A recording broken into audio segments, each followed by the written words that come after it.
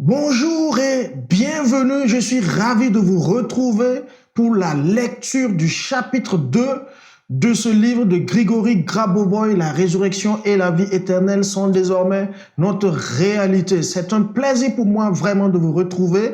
Il faut savoir que le chapitre 2 est assez long et je l'ai éclaté en 3 parties pour permettre une assimilation et une intégration plus aisée.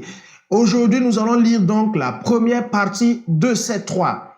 Alors, qu'allez-vous apprendre dans cette lecture? 1. Grigory nous parle de l'objectif de la vie de l'homme. Aujourd'hui, quand on nous demande voilà pourquoi nous sommes sur Terre, certains diront que c'est pour expérimenter l'amour, d'autres pour apprendre le pardon, d'autres pour réussir financièrement, etc., etc. Et dans cette vidéo, vous allez connaître le point de vue de Grigory Grabovoy. 2. Grigory nous parle du paradis, tant promis par les religions. Un paradis qui est vraiment vrai. Alors, de façon concrète, comment ça va se manifester? Tous ces détails, nous les aurons dans cette lecture. Grigory nous parle en 3e partie du Yéti qui visite notre monde. Je ne sais pas si certains d'entre vous ont déjà entendu parler du Yéti. Grigory aborde le sujet et en 4e position, Grigory nous parle des extraterrestres et des ovnis. Je suis sûr que certains d'entre vous ont envie de savoir ce que Grigory pense des extraterrestres, de leurs appareils, les ovnis, s'ils existent ou pas, etc., etc. Vous allez découvrir toutes ces choses dans cette lecture. Et pour terminer cette liste, j'ajouterais que dans cette lecture, nous saurons ce que c'est que l'âme, la conscience, la vraie conscience, la conscience élargie et aussi certaines définitions comme celle de l'espace et du temps. Donc vraiment, vraiment, c'est du riche. Je vous encourage à, comme d'habitude, déposer un verre d'eau à côté parce qu'après, il sera très difficile de le faire. Alors pour ceux qui viennent de prendre le train en marche, je vous invite à cliquer dans la description pour trouver le lien qui va vous amener vers la liste de lecture pour que vous puissiez commencer depuis le début. Sinon, si vous prenez le truc comme ça, souvent ce n'est pas très évident à comprendre. Aussi, je vous invite à vous abonner en cliquant sur le bouton rouge s'abonner pour être tenu au courant des prochaines lectures. Allez, on y va!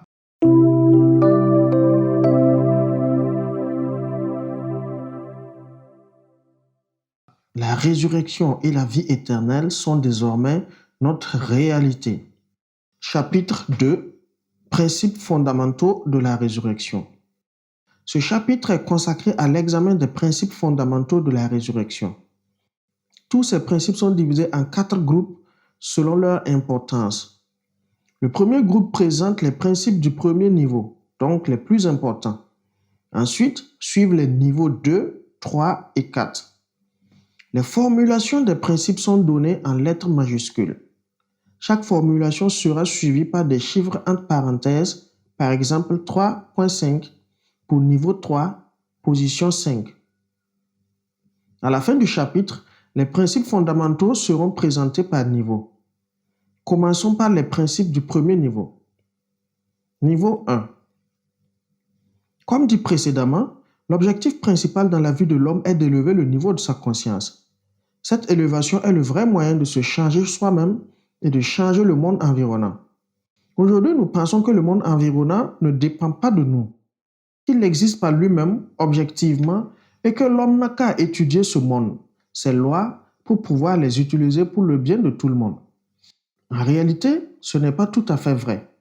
Pourquoi une telle idée est-elle généralisée?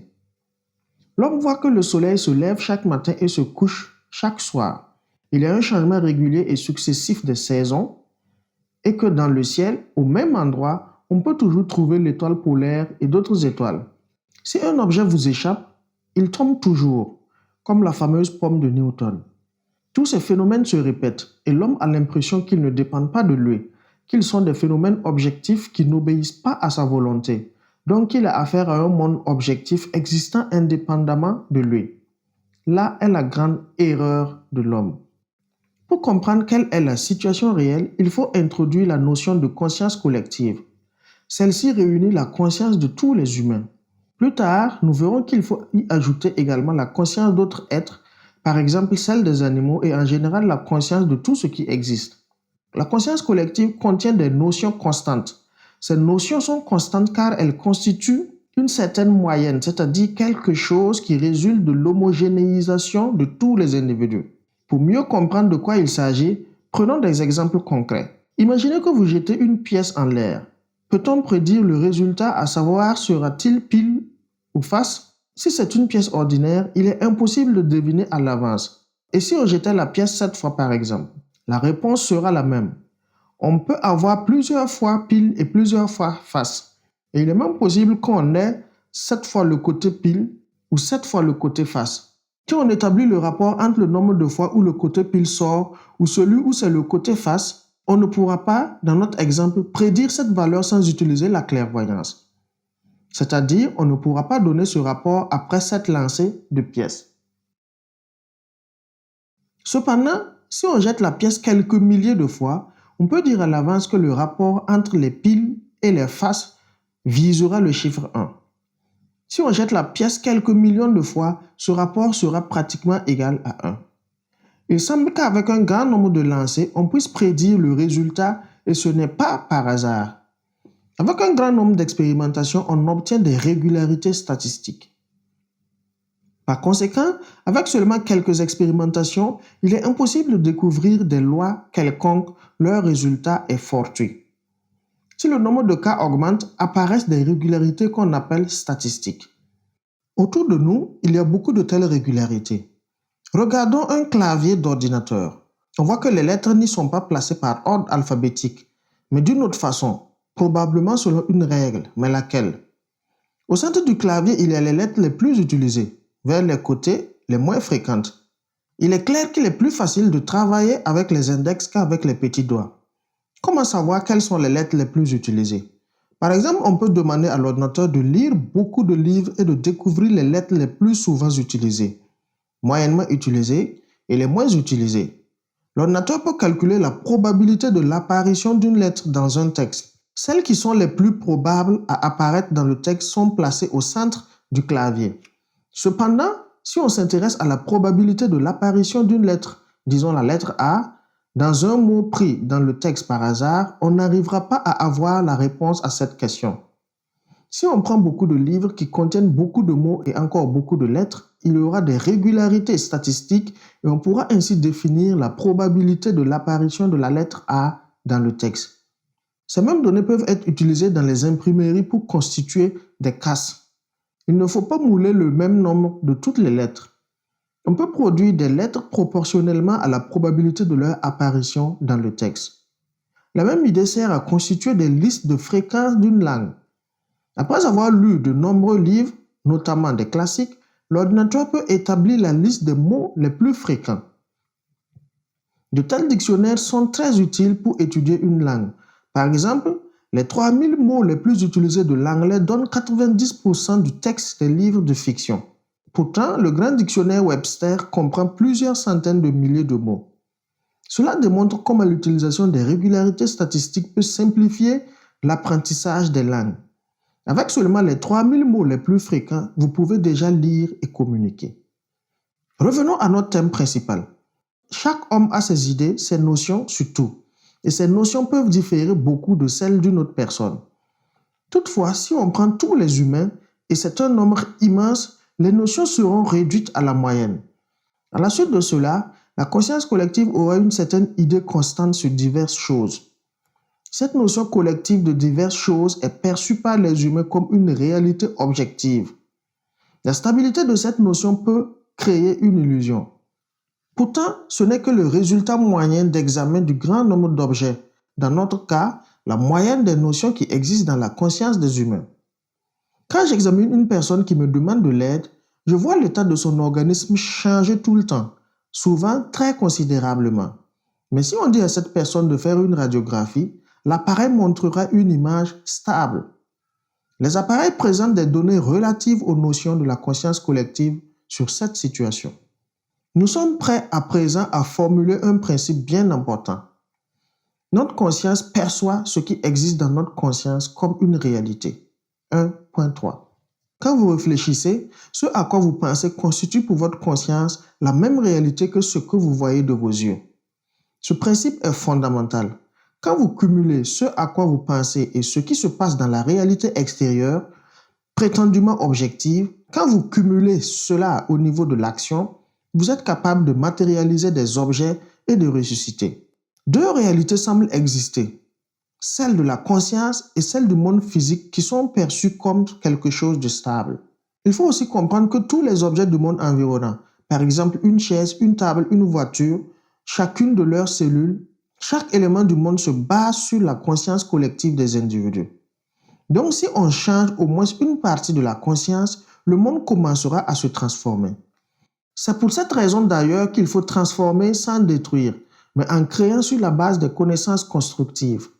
En effet, nous ne voyons pas le monde environnant comme quelque chose de stable, mais plutôt comme un espace pratique pour tous et résultat de l'homogénéisation, l'espace avec tous les objets qui y sont. Nous voyons la réalité collective dans l'espace-temps.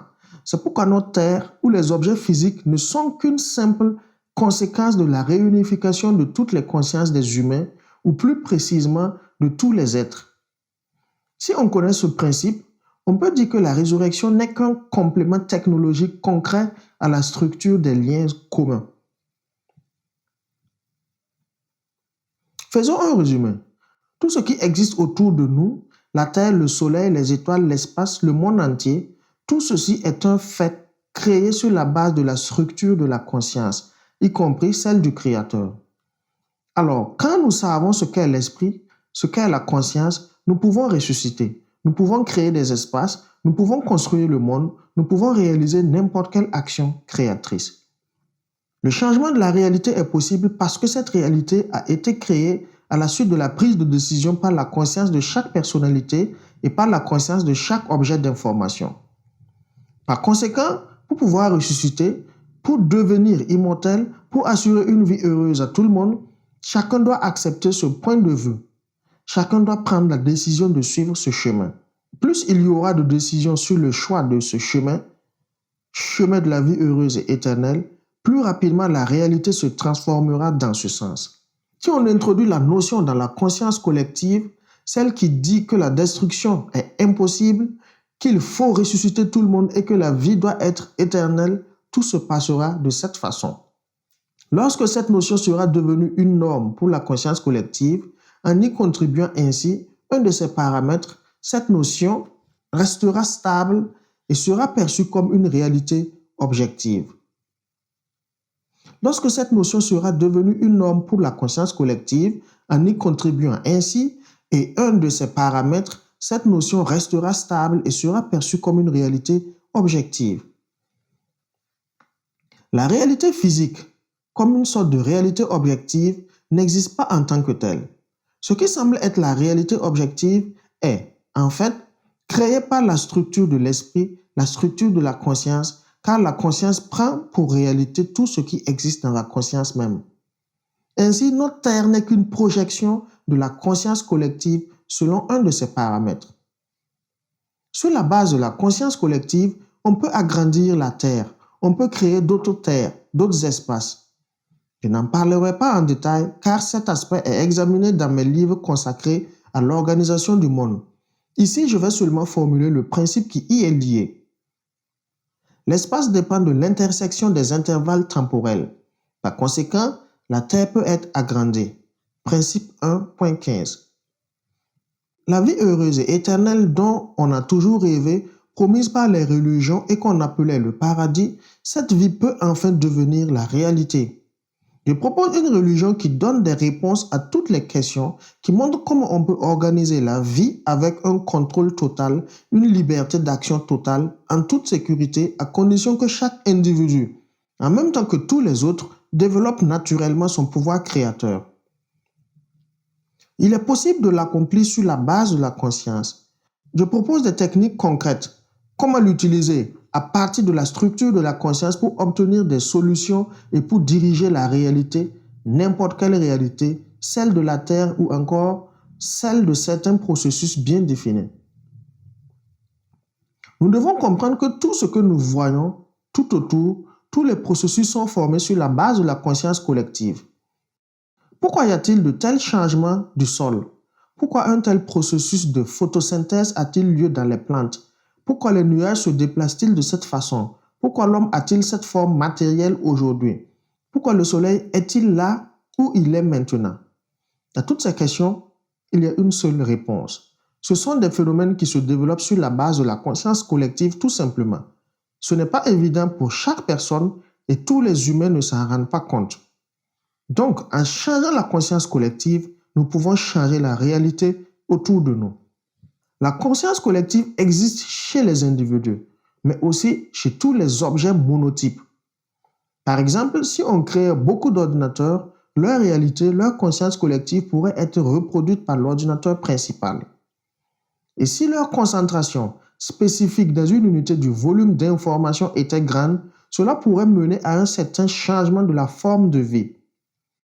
Donc, ce qu'écrivent les auteurs de science-fiction, en fait, n'est pas une science-fiction. Cela peut devenir la réalité. Il faut avoir à l'esprit, et c'est pour cela, notamment, qu'il est tellement important d'apprendre les méthodes de la gestion de la réalité. D'ailleurs, à l'époque, certains types d'animaux, comme les lions et plusieurs espèces d'oiseaux, sont passés par la phase du niveau de gestion, d'où leur instinct bien développé. Chez les humains, l'instinct s'est développé pour vivre en société. Les animaux comme les lions ont aussi une conscience collective qui influence notre planète, mais pas si sérieusement que la conscience collective des humains. La priorité revient à l'homme, même si tous les êtres sont des créatures de Dieu, car l'homme a été créé à l'image et à la ressemblance du Créateur. Tout ce qui a été dit se rapporte au principe suivant. La structure du monde se développe de façon très intense dans le cadre du développement de notre conscience. Principe 1.4. Dressons un bilan. Quand nous développons notre propre conscience, nous changeons la structure du monde, car en changeant notre conscience, nous changeons petit à petit la conscience collective. Il en résulte un monde dont nous avons besoin parce que ce monde sera reproduit dans la réalité. Tel est le mécanisme de la transformation du monde. Encore quelques principes. Le vrai statut du monde réside dans la vie éternelle. La vie éternelle assure la vraie stabilité du monde. L'aspiration au monde stable crée la vie éternelle. Celui qui n'est pas décédé constitue la base qui reproduit tout le reste. Cette base est Dieu. Dieu est éternel. Il n'est jamais décédé. Tout le reste en découle. Principe 1.1. La vie éternelle est un principe de développement de la réalité divine. Principe 1.2. La résurrection est une façon de trouver la conscience divine. Principe 1.5. La vie éternelle détermine la nécessité du développement de l'âme. Principe 1.6. Pour comprendre toute thèse, il faut connaître les termes clés utilisés dans le texte. L'âme. L'âme est une substance créée par le Créateur en conformité avec l'éternité du monde. Elle est un élément du monde. L'âme est immuable. Elle existe comme une structure organisationnelle du monde et pour cela, elle reproduit des notions comme l'esprit qui inclut la notion de l'action. Donc, on peut dire que d'une certaine façon, les actions de l'âme sont l'esprit. En perfectionnant la base spirituelle dans le sens du développement créateur du monde, on peut changer la structure de l'âme. Le principe 1.6 dit que la vie éternelle détermine la nécessité du développement de l'âme. En effet, si la vie est éternelle, le développement de l'homme et de la société va engendrer des tâches nouvelles, d'où la nécessité de développer l'âme pour que l'homme soit capable de satisfaire de nouveaux besoins de façon adéquate. La conscience. La conscience est une structure qui permet à l'âme de diriger le corps. À travers la structure de la conscience, l'âme, dont la partie matérielle est le corps, interagit avec la réalité. L'interaction se fait aussi entre le corps et ses cellules. Cette interaction est aussi assurée par la conscience, mais c'est une conscience cellulaire. Dans le sens large du mot, la conscience est une structure qui réunit la matière spirituelle et physique. En changeant la conscience, on peut transformer l'esprit, donc reproduire les actions ou les événements, car l'âme, c'est une partie du monde. Elle est présente dans tout événement. La vraie conscience. La vraie conscience reflète la réalité du monde dans le temps et dans l'espace illimité et permet de vivre et de se développer éternellement. On peut noter 3 caractéristiques, 3 propriétés de la vraie conscience. Premièrement, la vraie conscience reflète le système du développement du monde de façon adéquate, car elle se développe parallèlement au développement du monde sous toutes ses formes. Deuxièmement, à condition de la conserver en tant que source, la vraie conscience peut être transmise ou déléguée à d'autres êtres, avec toutes les connaissances que cette conscience a accumulées. Troisièmement, la vraie conscience reflète toute la réalité par chacun de ses segments, c'est-à-dire que chaque segment de la vraie conscience contient toute la réalité. Quelque chose de similaire se passe en holographie. Quand une plaque holographique est éclairée dans l'air, un objet tridimensionnel apparaît, par exemple un samovar. La sensation de la présence d'un vrai samovar est étonnante. Si on brise la plaque, que l'on prend un des morceaux et que l'on éclaire, cela va donner le même samovar, mais l'image ne sera pas aussi nette. Si on prend un tout petit morceau, l'image devient floue et sa qualité se détériore. Quant à la vraie conscience, même son plus petit segment reflète toute la réalité de façon idéale. La vraie conscience se forme dans le développement spirituel, c'est-à-dire qu'elle est développée par l'âme en premier lieu et ensuite par la structure spirituelle et le corps. Quand je dis « et le corps », je n'ai pas en vue le contrôle corporel direct. Il s'agit de l'interaction harmonieuse de toutes les cellules de l'organisme entre elles et avec la conscience grâce aux liens communs. La plus petite des cellules a son propre développement au micro-niveau qui peut passer au macro-niveau grâce aux liens communs submentionnés.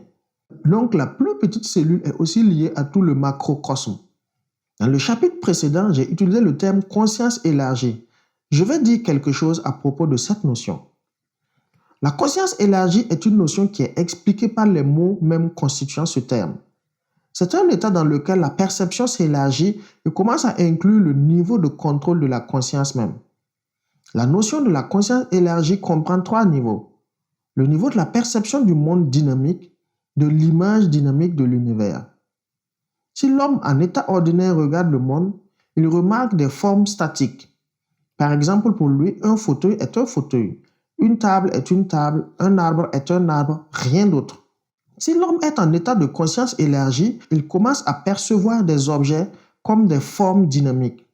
Dans ce cas, un arbre ou un fauteuil existe de façon dynamique dans le processus de lien universel.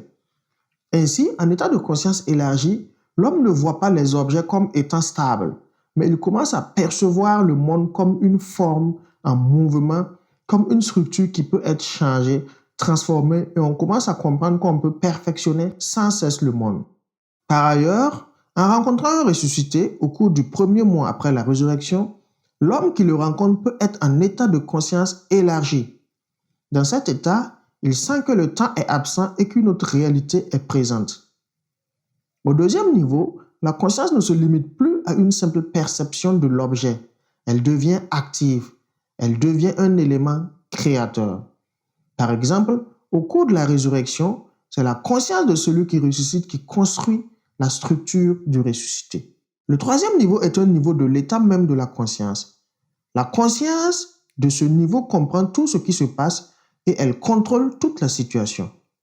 Dans l'état de conscience élargie, l'on peut percevoir simultanément plusieurs processus différents, des événements proches et éloignés. Au cours de la résurrection, que ce soit l'homme même qui ressuscite ou qu'il regarde un autre travailler, il voit en état de conscience élargie comment le corps, c'est-à-dire la matière physique, se forme autour de l'âme. Il s'agit de la matérialisation d'un objet. On peut voir comment la matière se forme autour d'un volume existant de l'information. La conscience est également présente dans l'objet, conscience élargie, mais elle joue aussi le rôle d'un élément actif créateur. Dans le cas de la matérialisation, nous voyons que la conscience contrôle la matière physique. Cependant, celle-ci peut aussi gérer les plans spirituels de l'information où le terme matière physique n'est plus utilisé. Il faut noter que la conscience élargie fait partie de la vraie conscience, mais elle constitue un élément indépendant qui assure le fonctionnement de la vraie conscience. On parlera de l'espace et du temps dans le paragraphe qui suit. Le principe suivant, celui de la divinité, est étroitement lié au principe précédent. Principe de la divinité. Aspiration à l'incorruptibilité du corps, à la vie éternelle et au développement de la vraie conscience. C'est la pratique de l'épanouissement suprême de l'existence de l'homme. Principe 1.7.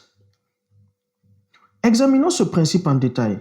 De nombreuses choses sont liées à la résurrection.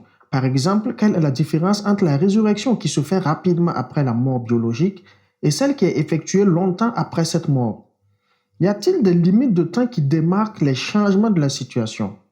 Il s'avère que le 9e jour et le 40e jour après la mort biologique jouent un grand rôle. Ce n'est pas par hasard qu'il y a une tradition à mettre ces jours en évidence. Pourquoi?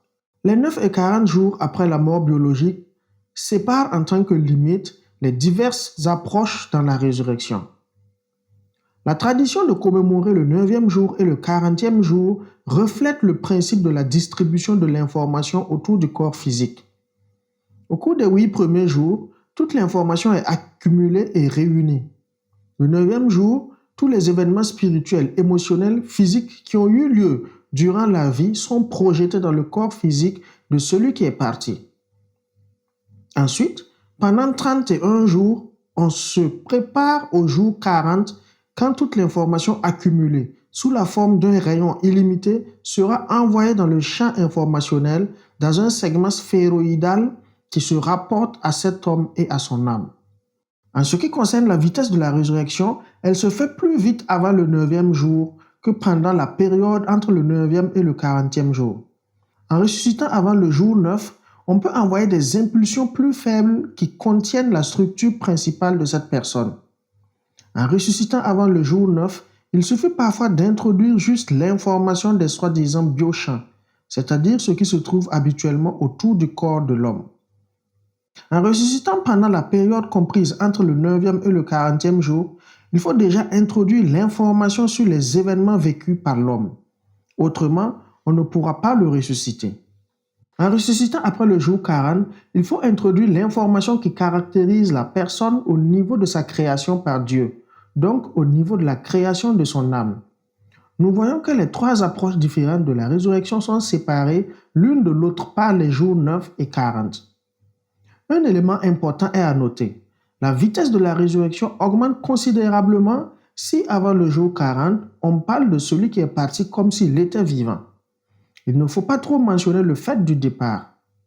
Ajoutons que les actions accomplies après le départ, dans la tradition des religions fondamentales créatrices, contribuent à la résurrection. Si on examine le problème de la résurrection au bon moment, par exemple au moment où il faut ressusciter l'homme, au cours d'une intervention de sauvetage, il est nécessaire d'avoir un très haut niveau d'accès vers l'information de contrôle. Par conséquent, celui qui effectue la résurrection doit être à un très haut niveau spirituel. Une autre question importante est celle de la perception par ceux qui sont partis. La perception par ceux qui sont partis. Certes, une autre réalité apparaît pour eux. La perception de l'âme change en fonction du degré de la décomposition du corps physique. Après la mort biologique, la destruction de diverses structures commence, notamment la structure cellulaire. Cependant, au cours des 3 premiers jours, celui qui est parti continue à percevoir la réalité physique des vivants presque comme avant. Ensuite, et jusqu'au jour 40, la réalité des vivants commence à disparaître pour lui. C'est un processus transitoire spécifique dont je ne parlerai pas dans ce livre. Après le jour 40, celui qui est parti perçoit la réalité physique des vivants comme un certain plan éphémère dont les processus ne lui semblent pas importants ou problématiques, car à présent, il a de nouvelles tâches. La première consiste à synchroniser les corps physiques qu'il avait eus dans ses incarnations passées, s'ils sont encore présents, c'est-à-dire si à l'époque, il ne les avait pas développés jusqu'à la possibilité d'utilisation d'une matière dans 2 ou plusieurs incarnations. C'est l'âme qui organise ce travail de synchronisation. Après avoir accompli cette tâche, celui qui est parti passe au 2e niveau. Ce niveau est celui de la lucidité. Ici apparaît de la lumière, mais ce n'est pas celle qu'on a habituellement à l'esprit quand on décrit le passage de la vie à la mort et la formation du système de tunnel. Ici, la lumière est différente. C'est la lumière des connaissances qui se présente comme une substance ouverte. Celui qui est parti comprend qu'il peut prendre ses connaissances comme s'il ne différait pas d'elles. On peut comparer cela à l'exemple cité dans l'introduction par rapport à la rose et la compréhension de son essence.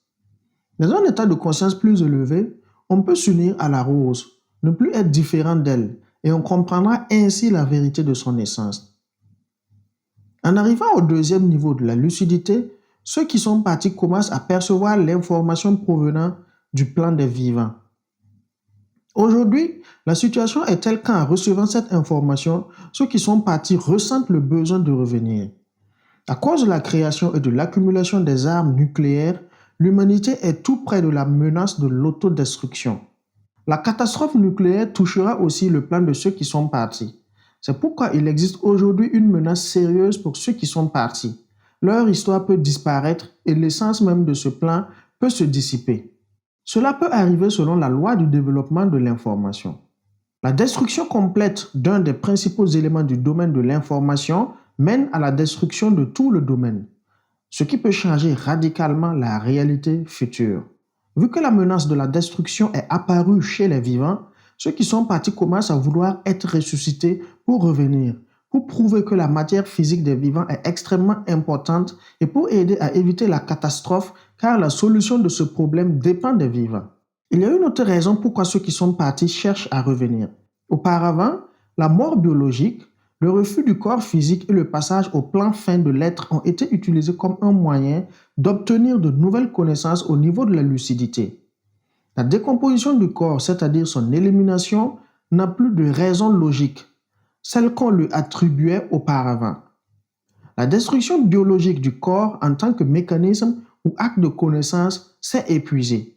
Les ressuscités le confirment en disant qu'après leur passage au plan fin, à la suite de la mort biologique, ils n'ont rien obtenu de tel qu'ils n'auraient pu obtenir dans un corps physique ordinaire. Donc, ce n'est pas la peine de renoncer à ce corps pour obtenir de nouvelles connaissances et une nouvelle expérience. On peut rester dans ce corps, mais développer le niveau sensitif et obtenir tout ce qu'il faut, ou bien développer le niveau de la gestion de l'information. La vie évolue et il est naturel qu'à la suite du changement des conditions, apparaisse une nouvelle compréhension du processus de développement. Nouvelle étape dans le développement de l'homme et de la société. La question est tellement sérieuse qu'elle vaut la peine d'être analysée plus en détail.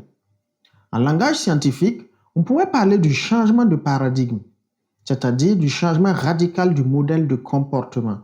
Mais je resterai dans le cadre d'une simple analyse et des comparaisons démonstratives. Pensez au voyage de l'Europe vers l'Amérique dans les temps anciens. Il fallait traverser l'océan en voilier. Cela prenait beaucoup de temps.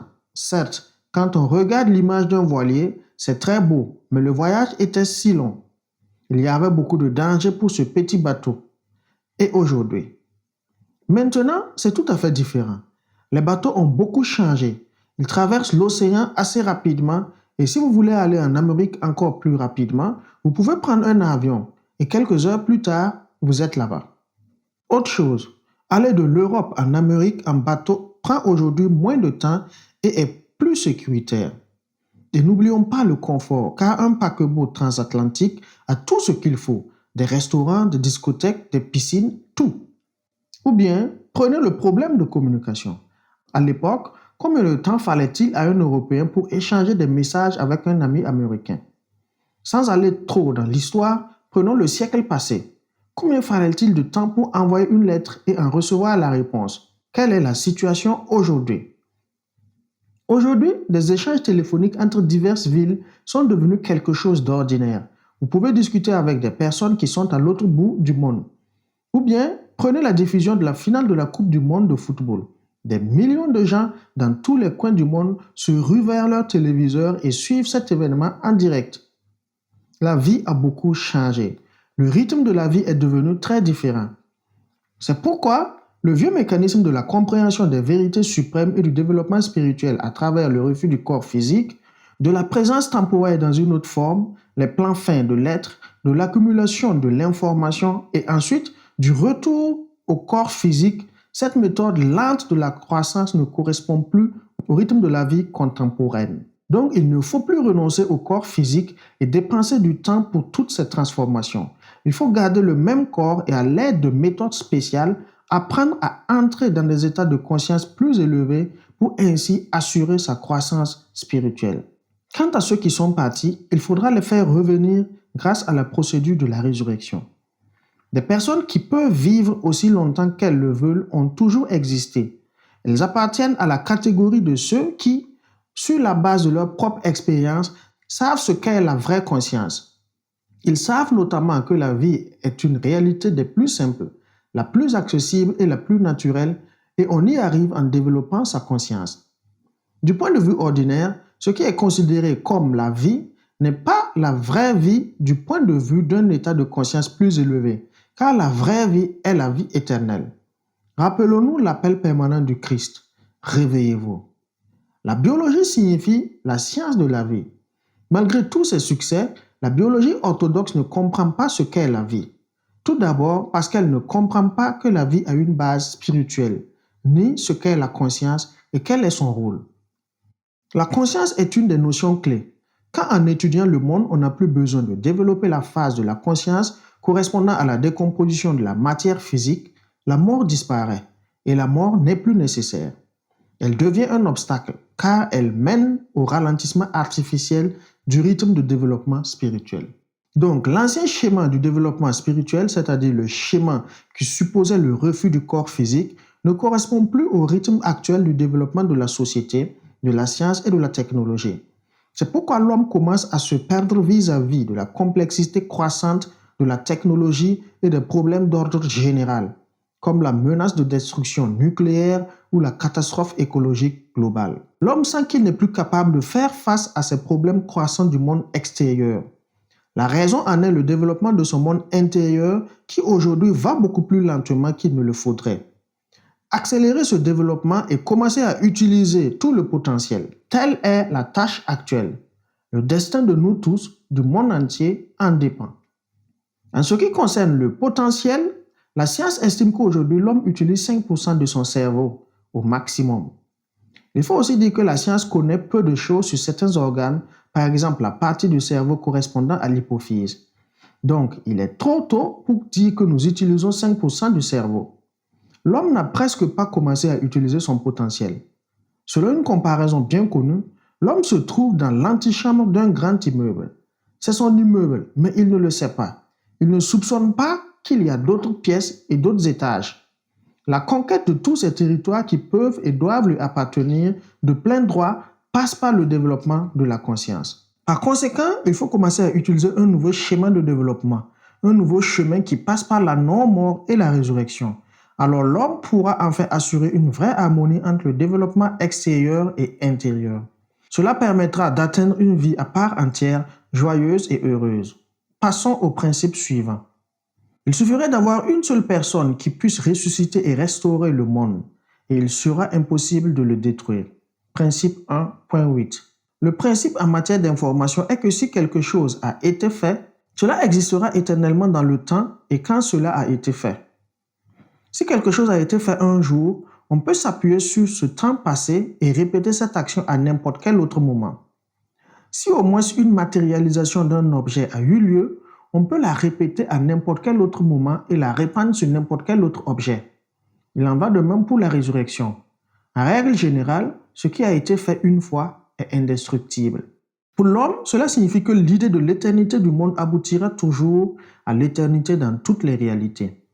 Et si la personne peut ressusciter et restaurer le monde, on ne peut détruire ce monde en aucun cas. La résurrection et l'établissement de fait de la résurrection représentent un processus simultané pour le monde entier. Principe 1.9. L'établissement de fait de la résurrection se réalise simultanément pour le monde entier et signifie que cet événement englobe toutes les structures du monde instantanément, sans que l'information ne passe au fur et à mesure d'un endroit à l'autre. C'est-à-dire, après la résurrection, l'information sur la résurrection se retrouve partout et instantanément. Nous avons déjà abordé ce phénomène dans le chapitre 1 quand nous avons examiné les capacités du lion. Quand on comprend correctement le lien entre la conscience de l'homme et ses organes, ceci assure la résurrection. La résurrection est un acte de création. Principe 1.10. Souvent, la résurrection semble avoir deux étapes. À la première étape, le processus de la résurrection est en train de s'effectuer et le ressuscité ne correspond pas encore complètement à un homme vivant ordinaire. À la deuxième étape, après que le processus de la résurrection est terminé, le ressuscité devient un homme vivant ordinaire. Cependant, il faut noter qu'une telle division théorique du processus de la résurrection en deux étapes est un reflet de la fonction de l'hypophyse sur le plan de l'information du vivant et sur celui du ressuscité. Donc cette division symbolique de la résurrection est faite par l'hypophyse même. Alors il suffit d'adapter correctement la fonction de l'hypophyse et grâce à cela, la résurrection peut avoir lieu. Selon ce principe, il suffit de donner une information correcte à certains organes, par exemple à l'hypophyse, pour accomplir la résurrection. Le développement de l'homme doit être vu comme le développement intégral du monde entier. Principe 1.11. Ce principe reprend le principe 1.4, mais là, il s'agissait du développement de la conscience. Ici, il s'agit du développement de l'homme dans sa globalité. Lorsque l'homme se développe, le monde entier se développe aussi. L'homme peut développer le monde et créer des mondes par son intellect, sa conscience, son esprit, autrement dit par un autre niveau de son développement. Si l'homme peut ressusciter autrui et démontrer ainsi que la destruction et la mort n'existent pas, cela signifie que le monde est devenu stable. La stabilité du monde, son essence éternelle, est l'indice de sa complexité. Le principe suivant se joint aux deux précédents. Le principe de la résurrection se raccroche au principe de l'organisation de l'homme qui tient compte du développement du monde entier de tous les temps. Principe 1.12. Un autre principe est très important pour la vie de tous les jours. La désolation, la tristesse et la nostalgie ne sont pas un moyen de compréhension du monde. Seule la joie, la lumière et l'amour le sont. Principe 1.13. La joie, la lumière et l'amour règnent là où tout est éternel, où il n'y a pas de destruction, où l'homme est libre, où il peut se développer, où tout est beau. Il n'y a plus de place pour le malheur, la tristesse et d'autres émotions négatives, tout simplement parce que tout est rempli d'amour et de lumière. Comme il n'y aura plus d'émotions négatives dans l'avenir, il faut comprendre qu'aujourd'hui, elles freinent le développement de l'homme et sa croissance spirituelle. Le malheur, la tristesse, la désolation, la haine et d'autres émotions négatives sont des éléments du monde qui se dissipent. Ils disparaissent quand la spiritualité commence à se développer. Rappelons-nous la citation mentionnée dans l'introduction. Afin qu'étant enracinés et fondés dans l'amour, vous puissiez comprendre avec tous les saints quelles sont la largeur, la longueur, la profondeur et la hauteur. Nous voyons que depuis les temps immémoriaux, on sait que l'amour joue un grand rôle dans l'acquisition des états de conscience plus élevés et pas seulement l'amour, mais aussi d'autres émotions positives. Les états de conscience plus élevés permettent à leur tour aux émotions positives de prendre de la profondeur, de remplir toutes les cellules de l'organisme et cela accélère le développement spirituel. Ce processus est sans fin. Le passage à des états de conscience de plus en plus élevés, c'est le chemin qui mène vers Dieu. La personne est conservée après sa mort biologique, y compris après la crémation. La structure de la personnalité de celui qui a été incinéré est attachée à chaque particule des cendres qui reste. Principe 1.14. Cela veut dire que les changements que subit le corps physique n'ont pas d'importance capitale. La manière dont le corps physique a été transformé, comment il a été décomposé et comment il est devenu un nombre de particules ou de micro-éléments n'est pas importante. Tout ceci est secondaire, car en se basant sur l'âme, on peut toujours reconstituer complètement le même corps. Donc ce principe parle de la reconstitution totale de la matière physique sur la base de l'esprit, de l'âme. Par rapport à cela, on peut se rappeler la légende de l'oiseau phénix qui renaît de ses cendres. Nous voyons maintenant que la renaissance des cendres n'est pas seulement une image poétique, c'est une réalité. Niveau 2. Passons au principe du deuxième niveau. Le premier est pratiquement évident. L'homme est une substance éternelle par le principe même de sa création. C'est pourquoi la résurrection se base sur la découverte de l'éternel dans l'homme. Principe 2.1. Le principe suivant rejoint les principes 1.4 et 1.11. Il existe une interdépendance entre les structures spirituelles et physiques. En changeant l'information de la structure physique au niveau de l'esprit, nous pouvons faire évoluer l'esprit afin qu'il puisse modifier toute structure physique, y compris la création du corps physique. Principe 2.2. En développant l'esprit jusqu'au niveau où il pourra non seulement changer la structure physique, mais aussi la créer, notamment le corps, nous aurons comme conséquence le fait que l'homme ne pourra jamais mourir. Si l'homme ne peut pas mourir lui-même, il peut ressusciter les autres. Passons au principe suivant. Le temps et l'espace ne limitent pas la durée de la vie. La notion de la durée de la vie est formée par le rapport de l'esprit envers le temps et l'espace. Principe 2.3. Dans le paragraphe précédent, nous avons appris ce que sont l'âme, l'esprit et la conscience. Et nous allons continuer à parler des termes utilisés. Je vais aussi préciser les notions du temps et de l'espace. L'espace. L'espace, tout comme le temps, est une structure de la conscience visant à réaliser les actions de l'âme, de l'esprit, de la conscience et du corps. Il existe un espace de l'âme, un espace de l'esprit, un espace de la conscience et celui du corps. L'espace du corps est un espace dans lequel le corps se déplace, donc c'est un espace physique ordinaire. L'espace de l'âme est une structure de l'organisation du monde. La notion de l'espace physique n'est plus applicable ici. L'espace de l'âme est prioritaire par rapport à d'autres espaces. Notons que l'espace de l'âme est secondaire à l'âme qui constitue la base. L'âme existe dans un certain espace absolutisé où Dieu l'a créé.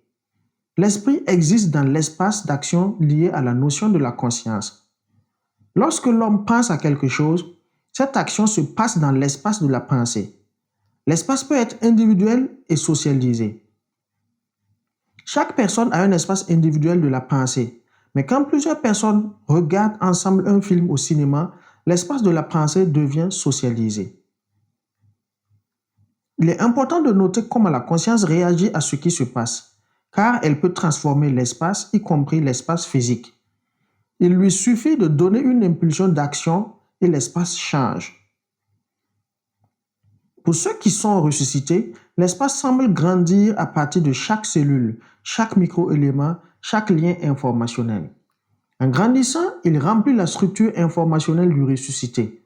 Ainsi, l'espace représente un élément d'action.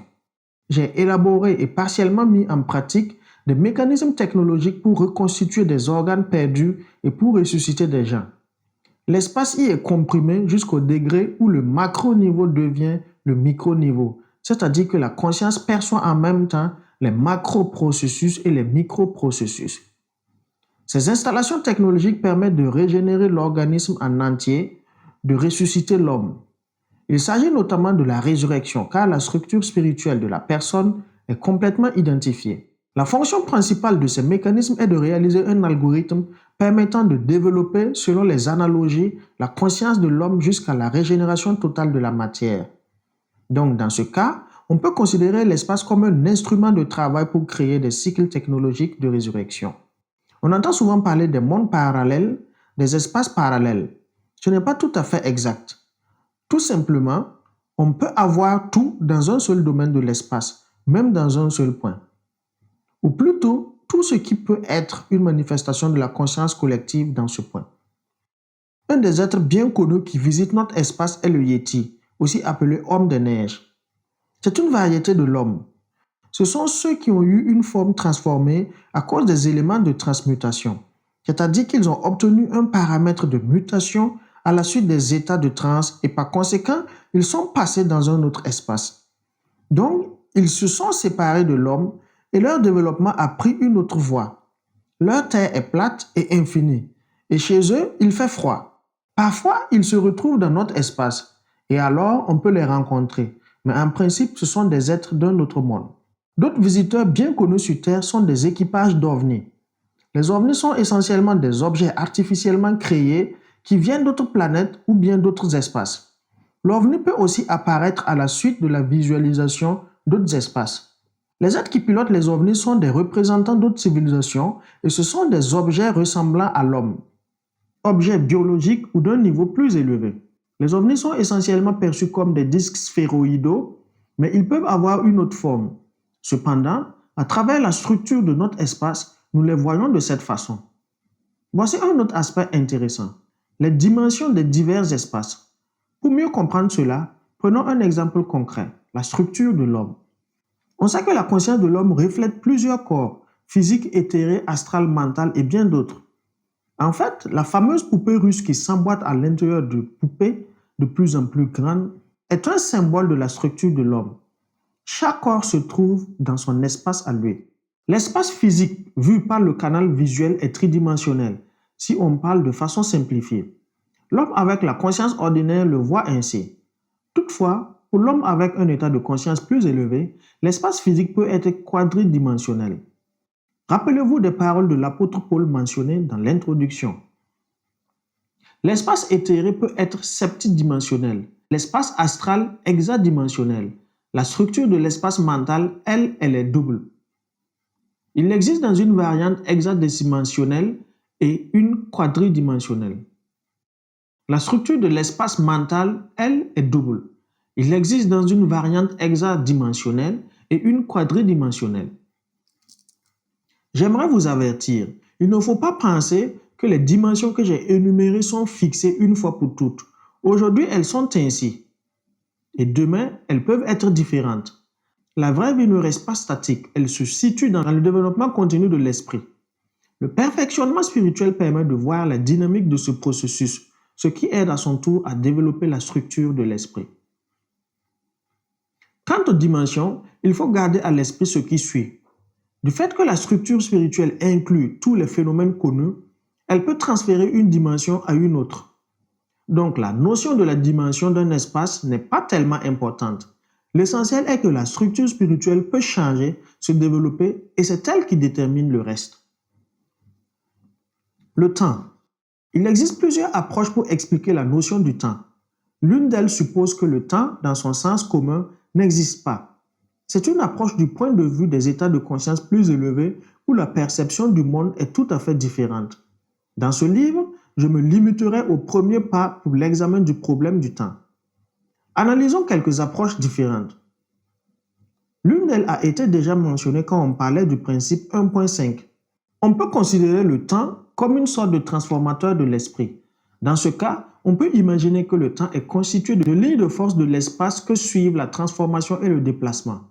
Si on arrive à comprendre une structure du temps, on pourra obtenir la manifestation de l'espace nécessaire au moment voulu et dans l'endroit souhaité. De cette façon, il sera possible de réaliser également un événement souhaité. Le changement du temps mène ainsi à la transformation de l'espace et vice-versa. On peut transformer le temps par la transformation de l'espace. C'était prévisible car ces deux structures, le temps et l'espace, sont les constructions de la conscience. Comment le temps est-il perçu par ceux qui sont partis ou ressuscités? Par exemple, dans le paragraphe suivant, nous verrons qu'au début, pour le ressuscité, le temps est discret, tandis que pour les vivants, il est continu. Le plus important dans cette question est que pour ceux qui sont partis, comme pour ceux qui ont été ressuscités, le temps va toujours vers les vivants et alors leur chemin reste toujours le même, seulement vers la vie. On peut dire que ceux qui sont partis voient le temps comme le courant d'une information, le courant d'un fleuve qui les pousse vers la vie. Aujourd'hui, il reste très peu de place pour eux. Ils sont poussés les uns vers les autres, ce qui cause une bousculade. Ainsi, il ne reste presque plus de place pour les nouveaux partis. Lors de la résurrection de l'homme, l'attraction vers les vivants se manifeste presque de la même façon. Il semble aux ressuscités que toute la structure de la réalité bouge, au-dessous d'eux, toujours dans la même direction, vers la vie. L'état des partis, selon leur perception subjective, est très instable. Il existe une bonne raison pour cela. Auparavant, à l'ère prénucléaire, plusieurs partis choisissaient pour leur développement le chemin de la réincarnation. C'est pourquoi ils s'éloignaient un peu de ce courant de temps. Ils construisaient des événements pour leur retour et seulement après cela, ils entraient dans un corps physique déjà formé, un foetus. Aujourd'hui, à l'époque nucléaire, à cause de la menace de la destruction totale, les partis ressentent une grande instabilité. De plus en plus de personnes commencent à s'orienter vers la résurrection. Alors, elles ne s'éloignent pas très loin du courant du temps. Le temps devient ainsi une structure de l'existence de certains partis et d'un grand nombre de ressuscités, pourrait-on dire. Mais pas de tous, car les plus illuminés peuvent contrôler la situation et s'en sortir par eux-mêmes. Ceux qui ne connaissent pas la structure se retrouvent dans de très forts courants du temps. Je vous rappelle que ces courants vont toujours vers la vie. Après la résurrection, l'information de la part d'un ressuscité donne à beaucoup d'autres personnes la possibilité de recommencer à vivre dans d'autres endroits, ce qui mène à l'agrandissement de l'espace, à la croissance du nombre d'hommes. Et cela, à son tour, mène à de nouvelles résurrections. Ce processus a un effet de boule de neige. Grâce à l'échange d'informations, Un seul ressuscité peut reproduire beaucoup d'autres personnes dans l'espace et tout ceci uniquement sur la seule base du transfert de l'information, sans la créer. L'âme du ressuscité sait qu'on peut ressusciter les parties et elle offre cette possibilité aux autres. Cela passe de la façon suivante. L'âme du ressuscité crée une forme ou plutôt un contour de l'homme dans l'espace. D'ailleurs, c'est le contour du ressuscité lui-même. Une semaine après la résurrection, une seule âme peut créer 2 contours et beaucoup plus un mois plus tard. Au sein du contour, il existe déjà un chemin tout prêt, les conditions nécessaires de vie et tous les événements indispensables. Dès qu'un parti sera entré dans cette forme, dans ce contour, sa résurrection aura lieu. Généralement, ce n'est pas par hasard qu'un parti se retrouve dans ce contour. Il scanne l'espace et quand il trouve un tel contour tout prêt, ou autrement dit une telle cellule de l'espace-temps toute prête, il y entre et devient un ressuscité. Notons qu'un tel contour est initialement lié au statut de celui qui assure la résurrection. Par exemple, notons qu'un tel contour est initialement lié au statut de celui qui assure la résurrection. Par exemple, j'ai ressuscité un homme. Ensuite, la résurrection commence à développer l'espace. En gros, c'est mon statut, mon information. Mais elle a commencé à se développer parce que le ressuscité a donné une nouvelle impulsion au monde et cette impulsion donne un nouvel espace de nouveaux hommes. Comme je l'ai déjà dit à plusieurs reprises, la résurrection est toujours un phénomène très positif pour tous, tant pour les ressuscités que pour les vivants qui obtiennent un espace supplémentaire et un surplus de bons événements. Il existe une loi très importante. S'il y a une technologie élaborée de la résurrection, le temps de la vie s'accroît jusqu'à l'infini. Grâce à la résurrection, l'espace s'agrandit ainsi et le temps de la vie devient infini. Comment un contour se remplit-il? Par exemple, je viens de ressusciter un homme, puis je marche dans la rue et je vois un contour qui ressemble à cet homme ressuscité. Souvent, devant mes yeux, quelqu'un rentre dans ce contour, soit un parti, et la résurrection se passe. Mais celui qui entre dans le contour n'est pas forcément un parti. Cela peut être un vivant dont les événements étaient entrecoupés. Il se retrouve dans ce contour, dans cette cellule de l'espace-temps et il continue à vivre. Nous reviendrons à cette question plus tard. Principe 3.4. Le principe de l'immortalité et par conséquent le principe de la restauration après la mort biologique possible sont posés dans la cause première, dans la nature première des impulsions du développement naturel de l'homme. Principe 2.4. Le développement naturel de l'homme est, en principe, en harmonie avec le monde entier et le monde est éternel. Le fait même de l'existence du monde est un élément de l'éternité. C'est pourquoi l'immortalité est posée, par principe, dans la première nature des impulsions du développement naturel de l'homme. L'impulsion visant la résurrection est toujours orientée vers le développement infini du ressuscité. Principe 2.5. La méthodologie de la résurrection se base sur les liens de la conscience de celui qui effectue la résurrection avec le ressuscité et aussi avec tous les événements qui sont liés à lui. Au moment de la résurrection, l'impulsion de la conscience de celui qui ressuscite doit viser non seulement la réalisation de l'acte de résurrection, par exemple la création du tissu physique, mais aussi doit impliquer pour le ressuscité tout le cours des événements.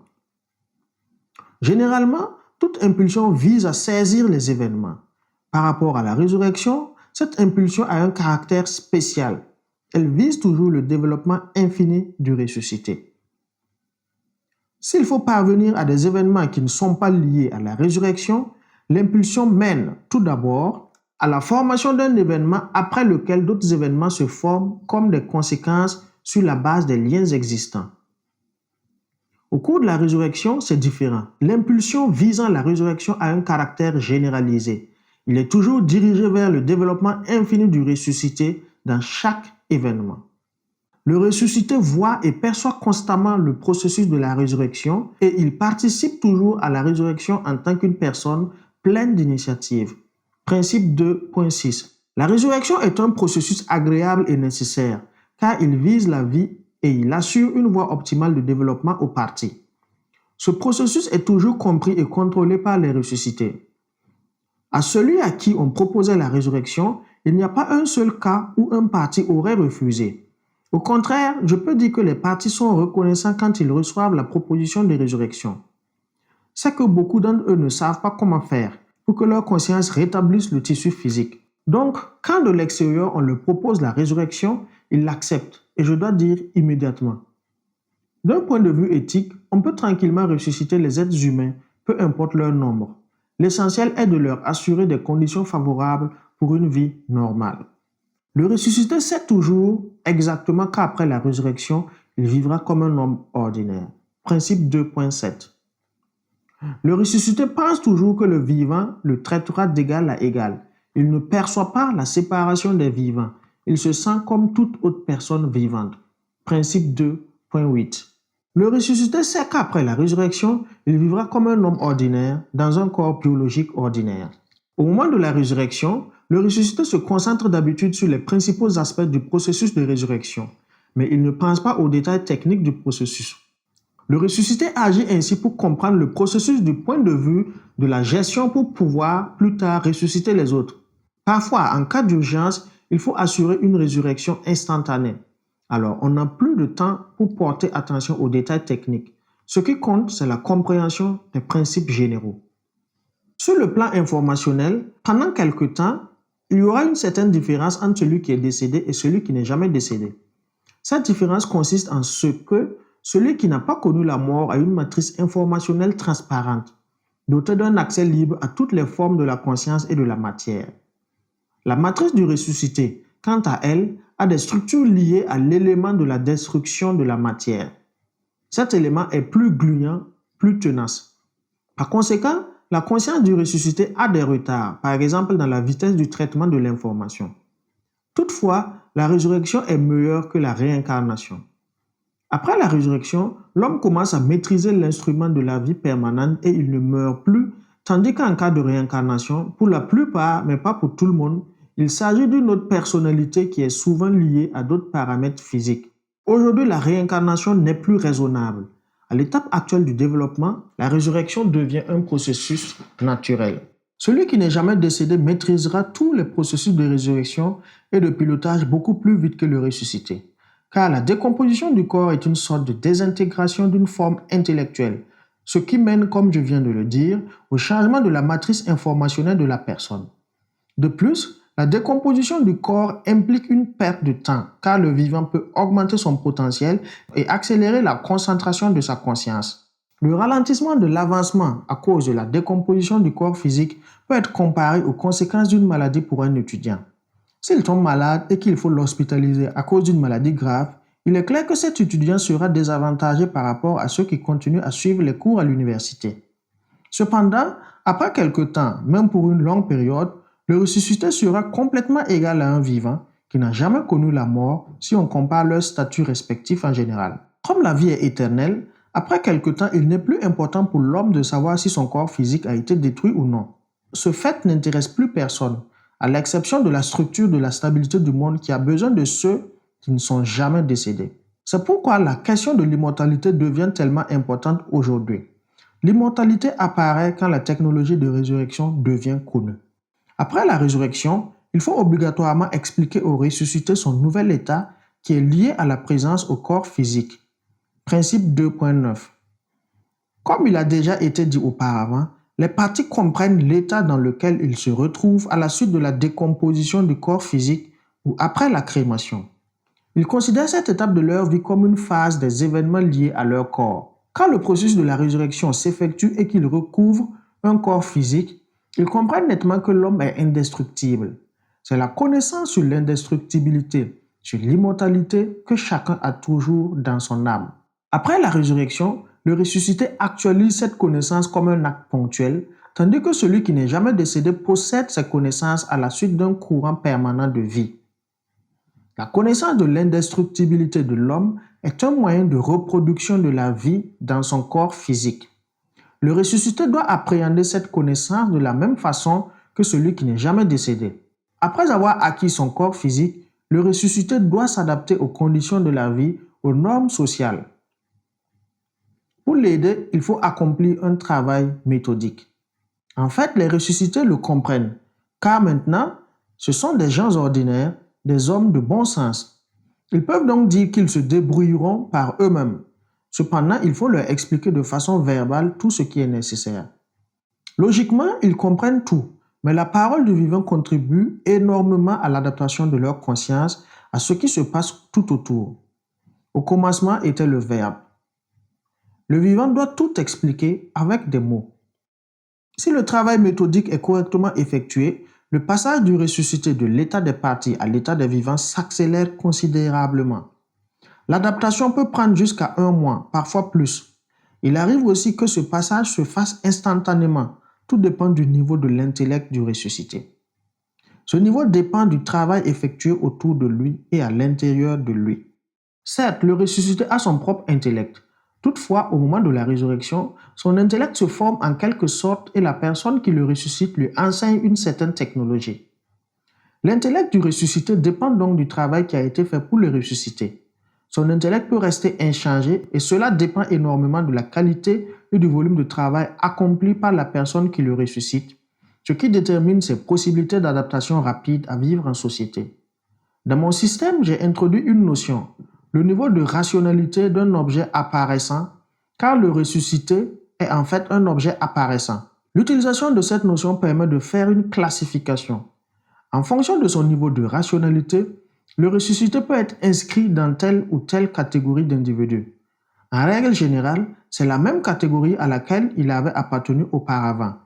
Donc, le niveau de rationalité détermine le niveau primaire avec lequel le ressuscité entre avec un corps physique dans la vie. Si tout de suite après la résurrection, le niveau de rationalité du ressuscité est assez élevé, il a de grandes possibilités pour qu'une adaptation rapide se fasse en 1 seconde, en 1 heure ou en 1 jour. Si son niveau primaire n'est pas très élevé, l'adaptation peut prendre 1 mois, en moyenne, mais pas plus de 3 mois. Il en découle un fait important que je voudrais souligner. La personne qui le ressuscite ouvre la route au ressuscité. Le ressuscité conserve toutes les compétences professionnelles et autres qu'il avait acquises dans la vie antérieure. Principe 2.10. Cette thèse constitue un fait bien établi. La notion de l'esprit rend véridique la structure de la connaissance. Principe 2.11. L'aspect spirituel donne à l'homme, y compris après la résurrection, la possibilité de contrôler la matière et la connaissance. La structure de la connaissance devient véridique quand l'on tient compte de l'aspect spirituel au lieu de se concentrer seulement sur la résurrection du corps physique. Il est très important de noter qu'on crée un corps physique qui correspond à la même âme. En fait, quand on ressuscite l'homme, on lui transfère des connaissances spirituelles qui servent de base à l'âme pour reconstituer sa partie physique. C'est pourquoi la structure de la connaissance devient véridique quand les structures spirituelles et physiques se joignent. Un des aspects de la résurrection est la restauration de la conscience créatrice chez les vivants. Principe 2.12. La conscience créatrice est propre à l'homme dès le début de sa vie. Lorsque l'organisme grandit, il assure pendant quelque temps la création tout autour de lui jusqu'à ce qu'il se retrouve dans le système des postulats idéologiques artificiels, des formes pensées imaginées, des attitudes psychologiques erronées qui bloquent le développement de ces liens, etc. Tout ceci déforme artificiellement le développement normal et aboutit à l'étouffement de la conscience créatrice de l'homme. C'est pourquoi il est très important de rétablir la conscience créatrice chez les vivants. Une des méthodes permettant de le faire, c'est la méditation, dont nous avons déjà parlé dans l'introduction. La méthode universelle est la pratique de la résurrection qui assure l'immortalité. Quand la conscience créatrice est rétablie chez l'homme, il commence à comprendre comment il est organisé. Alors, il peut ressusciter les autres, leur transmettant cette impulsion. Il faut considérer le processus de la résurrection comme celui de la reproduction du fœtus. Principe 2.13. Ce principe est formulé du point de vue de l'organisation de la vie du ressuscité. Selon la loi biologique, au moment de l'apparition d'un fœtus, une place est réservée pour lui où il va vivre et se développer. Plus tard, on lui assignera un document juridique et ainsi de suite. Il faut approcher le processus de la résurrection de la même façon, c'est-à-dire penser d'avance à toutes sortes de détails à caractère organisationnel. Cependant, j'ai déjà mentionné dans le chapitre 1 que les aspects de base dans la résurrection sont contrôlés par les structures du monde submentionnées. Ceux qui sont partis ne s'arrêtent pas dans leur développement. Le développement spirituel de la personne se fait toujours dans toutes les conditions. C'est pourquoi sur le plan spirituel, La résurrection est considérée comme une manifestation de l'harmonie générale du monde. Et de ce fait, au fond de son âme, toute personne est au courant de la résurrection complète de tous ceux qui sont partis. Principe 2.14. Le monde est organisé de telle façon qu'initialement, l'homme possède une âme, création de Dieu, et le corps représente une partie physique de l'âme. Auparavant, le corps physique n'était pas considéré comme un élément indispensable. Par conséquent, la mort biologique signifiait seulement un certain statut de l'âme où le développement de l'âme s'effectuait en l'absence du corps physique. Pourtant, nous savons qu'il y a un lien entre les structures spirituelles et physiques. Le principe 2.2 en parle. L'existence du corps physique contribue au développement plus rapide de l'âme.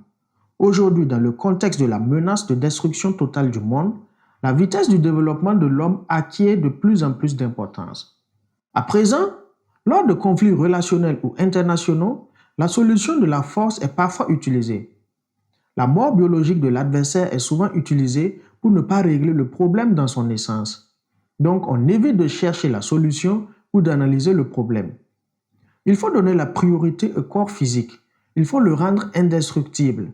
Ainsi, le développement des moyens de destruction deviendra illogique et insensé. Selon l'idée du Créateur, l'homme est éternel. C'est pourquoi la tâche est de disséminer les connaissances sur le Créateur et de rendre à tous la compréhension du vrai niveau de l'éternité. La résurrection se présente donc comme le retour à la compréhension de l'éternité du monde. La résurrection est aussi perçue comme une manifestation de l'harmonie universelle du monde. Dans son âme, chacun est au courant de la résurrection totale, car l'âme est un reflet du monde entier. En créant une âme éternelle, Dieu créait aussi un prolongement éternel de cette âme, c'est-à-dire qu'il créait un corps éternel comme une partie éternelle de l'âme. Merci d'être resté avec moi durant cette lecture. Elle était un peu longue, mais vraiment passionnante. Alors, avant de nous quitter, je vais vous inviter à vous abonner en cliquant sur le bouton s'abonner pour ne pas rater la suite de la lecture. Aussi, je vous encourage à laisser un commentaire en bas. Qu'est-ce que vous pensez de cette lecture? Qu'est-ce que vous avez découvert comme information qui vous a marqué durant cette lecture? N'hésitez pas à laisser des commentaires, j'y répondrai personnellement. Alors, j'attends votre commentaire. À très bientôt.